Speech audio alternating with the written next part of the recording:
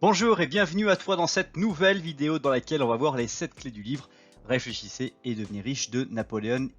Dans cette vidéo, on va voir 3 choses. Brièvement, qui je suis, qui est Napoléon Hill et enfin les 7 clés du livre Réfléchissez et devenez riche dont j'ai retenu. Assure-toi bien de rester jusqu'à la fin de cette vidéo puisque j'ai un petit cadeau à te remettre à la fin de cette vidéo. Alors qui je suis? Je m'appelle Ogé Dolé. J'investis mon temps à produire des écrits, des audios et des vidéos pour impacter des milliers de personnes, à basculer vers la réussite de leur vie. Je t'invite dès maintenant à t'abonner à la chaîne YouTube pour ne pas rater les prochaines vidéos et redécouvrir les vidéos les plus populaires. Alors qui est Napoléon Hill? Napoléon Hill, comme tu le sais peut-être, c'était un grand journaliste du XXe siècle qui, par sa rencontre avec Andrew Carnegie, a complètement changé la vocation du journalisme qu'il voulait incarner. Évidemment, Andrew Carnegie, premier milliardaire de l'ère humaine, lui a proposé, contre rémunération, d'interviewer toutes les personnes les plus influentes de son temps pour observer, comprendre les différentes lois du succès qui permettaient à ces personnes d'avoir réussi ce qu'elles souhaitaient. Et de cette étude pendant plus de 40 ans, il a pu en rédiger des livres sur les lois du succès, comme notamment le livre dont on va parler sur les 7 clés aujourd'hui, qui est le livre Réfléchissez et devenez riche, qui est parmi les livres de développement personnel les plus lus dans les 4 coins du monde. Il en a été vendu en des millions d'exemplaires et traduit en des dizaines de langues. Et dans cette vidéo, on va découvrir ensemble ces 7 clés de ce magnifique livre.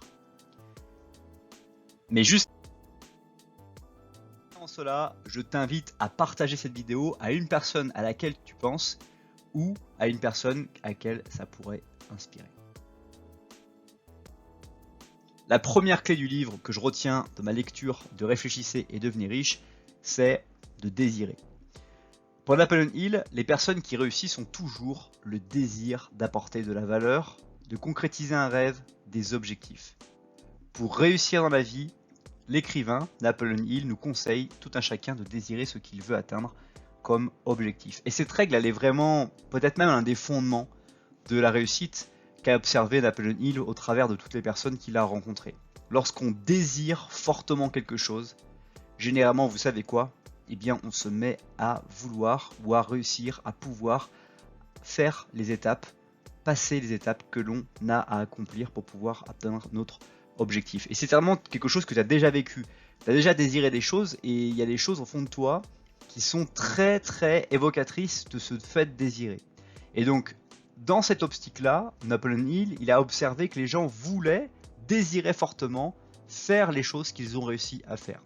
Et donc, il part de ce principe que pour que vous puissiez vous-même à votre tour réussir, l'un des aspects les plus fondamentaux va être que vous évaluez votre désir pour la personne que vous voulez devenir, votre désir pour les choses que vous voulez faire, et plus vous allez faire ressentir ce désir fort, plus vous serez connecté, et plus vous saurez également, d'après ce que Napoléon explique, que vous y parviendrez, que vous arriverez à pouvoir atteindre les objectifs que vous souhaitez.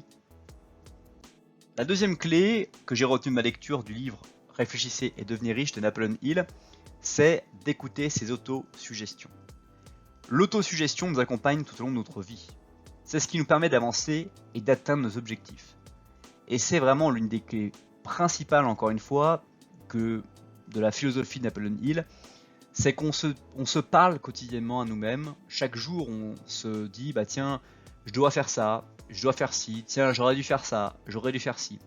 Et parfois même aussi, on a des autosuggestions qui vont un petit peu entraîner le désir qu'on a vu précédemment, qui vont nous dire, j'ai vraiment envie de faire ça.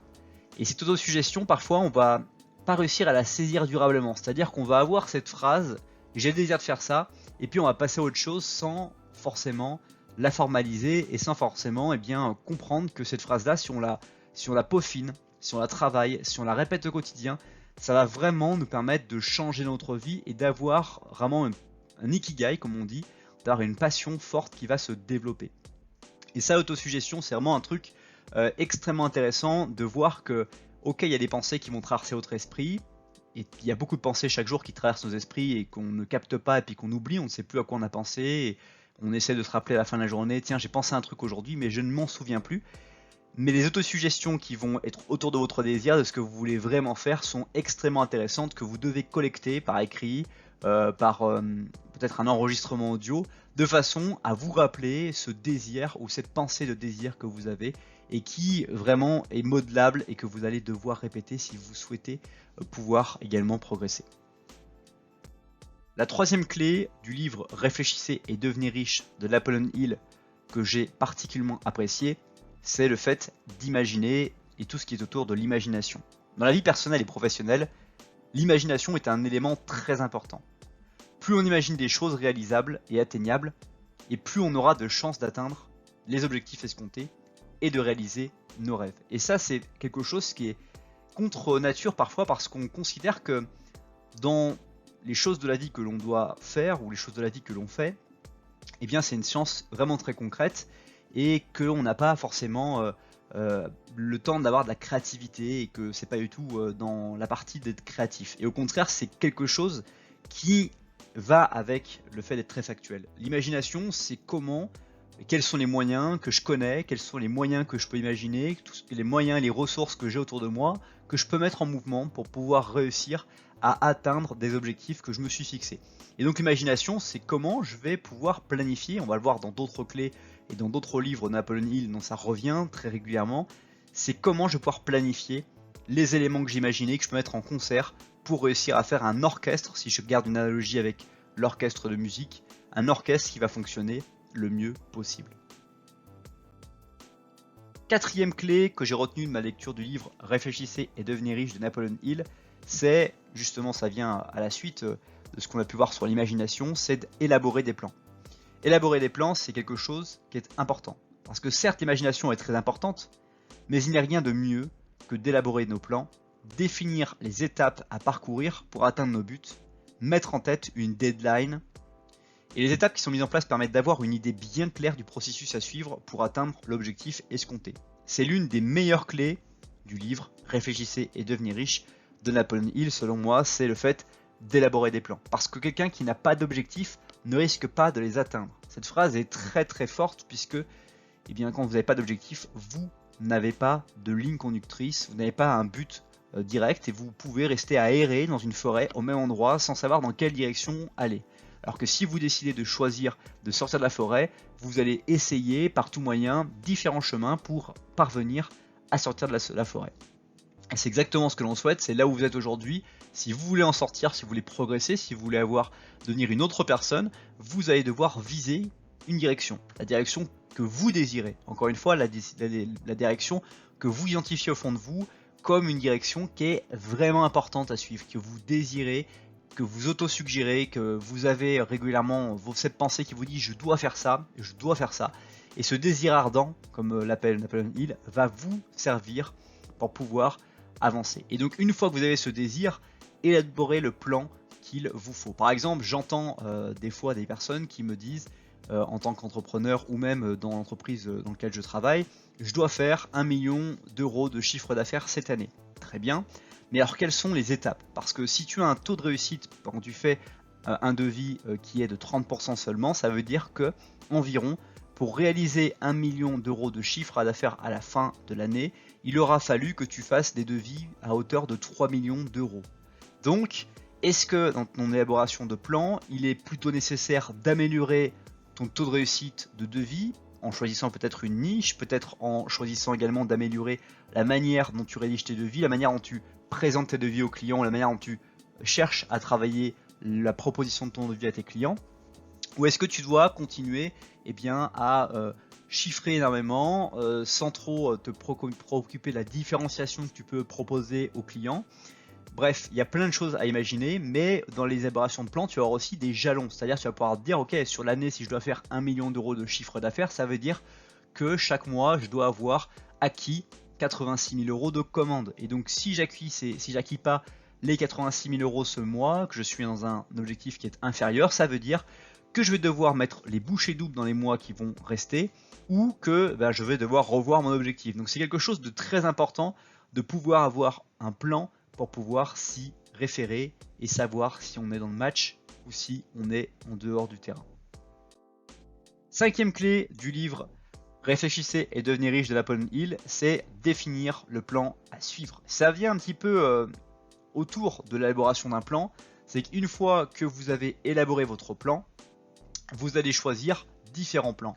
Il y a différents plans que vous avez élaborés, vous allez choisir l'optique que vous désirez le plus ou sur laquelle vous avez la meilleure intuition qu'il faut avancer. Donc le plan doit être défini avec soin, en prenant en compte de nos désirs et nos envies, on en parlait juste avant. Ainsi vous aurez toutes les chances de votre côté pour atteindre vos buts. Et c'est un point très important à ne pas négliger. Donc une fois qu'on s'est dit, par exemple si on revient sur l'objectif précédent, je veux faire 1 million d'euros de chiffre d'affaires, ok, maintenant qu'on a ce plan à suivre, on sait qu'il va falloir facturer 86 000 euros par mois. Donc ça veut dire que par trimestre, il faut que j'ai facturé environ 250 000 euros. Et donc, dans cette perspective-là, je vais pouvoir jalonner mon objectif par semestre, trimestre, mensuel et voire même hebdomadaire. Chaque semaine, je dois avoir facturé 25 000 euros, sinon je vais avoir du mal à pouvoir avancer. Si c'est on va dire, un niveau de temps qui est acceptable par rapport aux efforts produits et aux résultats que vous pouvez avoir, parce qu'il y a des entreprises dans lesquelles vous avez des ventes tous les jours, des entreprises dans lesquelles vous avez des ventes toutes les semaines, des entreprises dans lesquelles c'est tous les mois, ou voire des ventes uniquement dans certains moments clés de l'année, et donc vous allez devoir raisonner véritablement par rapport à cette notion. Et une fois que vous avez vraiment défini tout ça, que vous avez le désir de réaliser ce plan, l'envie très forte, ce désir ardent de le faire, tout va devenir assez simple. Sixième clé du livre, Réfléchissez et devenez riche de Napoleon Hill que j'ai retenu et particulièrement apprécié, c'est la persévérance. Quels que soient les résultats obtenus, n'oubliez pas de bien persévérer. Parce qu'attention, Napoleon Hill conseille de persévérer par rapport au plan mis en place. Il faut se poser les bonnes questions cependant pour savoir où mettre les pieds. Donc la persévérance, c'est quelque chose dont on parle trop peu. Parce que dans la persévérance, il y a quelque chose et un effet qui est extrêmement intéressant à observer, c'est l'effet cumulé. Plus on va être persévérant par rapport à un plan, plus on va avoir un effet cumulé. Je prends un exemple de ma chaîne YouTube aujourd'hui que vous regardez. Je suis peut-être à 1000 vidéos au moment où j'enregistre cette vidéo. Donc si mon plan c'était d'avoir 20 000 abonnés comme ça va arriver au moment de cette vidéo, 20 000 abonnés, eh bien ça veut dire que chaque vidéo va rapporter un nombre d'abonnés qui va s'abonner parce que la vidéo va avoir un effet. Sauf que chacune des vidéos ne peut pas avoir la même pénétration de valorisation d'abonnés. C'est-à-dire que tous les abonnés ne vont pas s'abonner de manière, on va dire, constante à chaque vidéo. Je peux avoir des vidéos où je vais avoir toujours 10 abonnés par vidéo. Non, il y a des vidéos où je vais avoir 200 abonnés et les vidéos où je vais avoir 0 abonnés parce que la vidéo n'a pas atteint un public ou parce que la manière dont elle a été présentée par l'algorithme de YouTube n'a pas atteint ou parce que aussi la manière dont j'ai enregistré la vidéo n'était pas suffisamment intéressante. Donc c'est une fois que j'ai fait cet objectif là que je vais répéter le processus. Produire les vidéos, produire les vidéos, produire les vidéos et être persévérant par rapport au fait que plus je vais faire de vidéos, plus je vais m'améliorer. Plus je vais m'améliorer et mieux les vidéos vont être regardées, les vidéos vont être regardées et plus l'algorithme YouTube va les proposer à d'autres personnes qui seraient susceptibles d'avoir les mêmes centres d'intérêt et intéressés par le même type de choses. Donc c'est important parce que si vous persévérez dans quelque chose dont on n'a pas fait de plan, vous allez persévérer dans quelque chose qui ne va pas pouvoir vous donner des fruits. C'est comme si vous continuez à arroser une graine dont vous n'avez toujours pas vu un branchage sortir de terre, et que ça fait peut-être 3 ans que vous avez planté cette graine. Ok, peut-être que d'un coup ça a poussé de manière extraordinaire, mais vous savez peut-être que votre plan, il doit être revu d'une certaine manière parce que peut-être que la graine, elle a gelé et que vous n'aurez jamais les fruits, jamais l'arbre qui fera les fruits que vous escomptez. Enfin, septième et dernière règle clé du livre Réfléchissez et devenez riche que je retiens de ma lecture de Napoleon Hill, c'est d'écrire ses résultats. Selon Napoleon Hill, il est important d'écrire les résultats obtenus. Il faut les noter dans un agenda et en revenir assez souvent. Certes, cet élément semble être banal, mais sachez qu'il peut faire la différence et que peu de personnes le font. Écrire, c'est quelque chose d'extrêmement intéressant parce que vous allez externaliser un processus d'autosuggestion. On l'a vu précédemment, l'autosuggestion, ce sont toutes les pensées que l'on va avoir dans son cerveau chaque jour. On parle même parfois de neurofeedback, c'est-à-dire que aujourd'hui on s'observe que le cerveau, avec les autosuggestions qui va se répéter chaque jour, va se polariser de manière favorable, de manière neutre ou de manière défavorable. Et donc, plus vous allez écrire vos résultats, externaliser un peu ces autosuggestions qui vont vous servir ou, à l'inverse, vous détruire, et mieux vous allez pouvoir les ressaisir, les capter et les inscrire durablement. Et l'une des premières choses dans un journal de bord ou dans un journal d'écriture, c'est d'écrire les résultats par exemple qu'on a vraiment bien réussi, de quoi on est fier dans notre vie et quelles sont les choses qu'on a très bien fait et quels étaient les ingrédients de ces choses qu'on a bien fait qui nous ont servi dans notre vie et qui nous ont permis de pouvoir atteindre des très bons résultats. Et une fois qu'on fait ça, qu'on écrit ça, on peut même aller sur plus loin en se projetant sur la personne idéale que je souhaiterais être dans le futur, quels seront ses résultats. Donc vous pouvez essayer d'imaginer ces résultats chiffrés, quels sont ces résultats aussi qui sont abstraits, peut-être une famille, peut-être une maison, un appartement avec une surface, dans une ville, d'avoir une image peut-être de tout ça, et de pouvoir donner cette perspective, ce point de fuite, comme on dit en dessin quand on trace un dessin, avec un angle de fuite, pour pouvoir avoir une perspective à court, moyen et long terme de votre réussite dans votre vie. Ce n'est pas encore la fin de cette vidéo, mais si tu l'as aimé, tu aimeras très probablement son article associé sur le blog. Le lien est dans la description juste en dessous. Enfin, avant de terminer cette vidéo, je t'invite à télécharger le cadeau que je t'offrais et que je t'annonçais en début de cette vidéo, les 7 habitudes gagnantes des personnes qui réussissent. Tu trouveras juste en dessous ce petit book complètement gratuit dans lequel je te partage ces 7 habitudes gagnantes que tu peux mettre en pratique dans ta vie dès maintenant. Tu me laisses ton prénom, ton email et je te l'envoie dès maintenant. En attendant, je t'invite à découvrir sous la flèche bleue la chaîne YouTube, une vidéo qui peut t'intéresser par rapport à ce que tu regardes, et sous la flèche rouge à t'abonner à la chaîne à nouveau. À bientôt.